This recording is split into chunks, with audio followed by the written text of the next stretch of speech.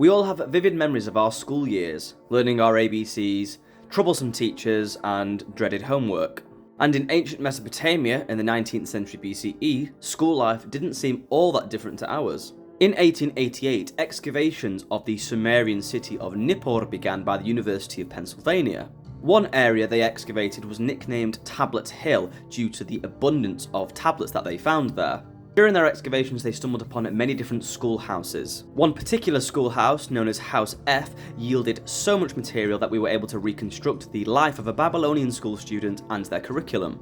So in the Edubba, or the House of Tablets, school students, mostly comprised of young boys, would begin their first phase of training. This was comprised of learning simple cuneiform signs and their various different sounds. Cuneiform signs are polyvalent, which means they can have multiple different meanings, so they can either represent whole words or logograms. They also have syllabic functions and even determinative functions too. One particular exercise to learn their syllables was known as tu ta ti.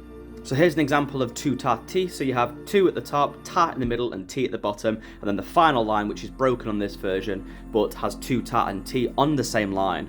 So this was an exercise that was likely read aloud in class, which reminds me of my own school days learning my vowels. The young scribes in training would then move on to their second phase of training, which was more advanced territory, memorizing and learning longer Sumerian compositions which comprise of royal hymns and literature. Now it's important to remember at this stage that during Babylonia at this time, the Sumerian language as a spoken language had long gone, but due to its ancient importance and association with heroic kings and the worship of great gods, it was kept alive as a pedagogical tool and a liturgical one. Think about the use of Latin in medieval Europe.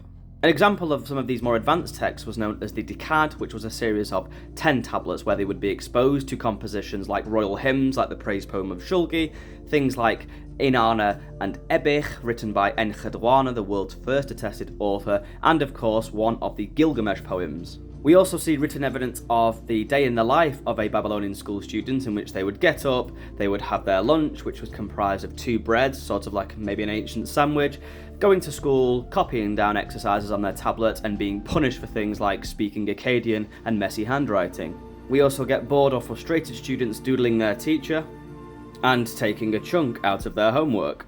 It seems like almost 4,000 years later, life hasn't changed all that much, eh? And with that, I will leave you with a Sumerian riddle.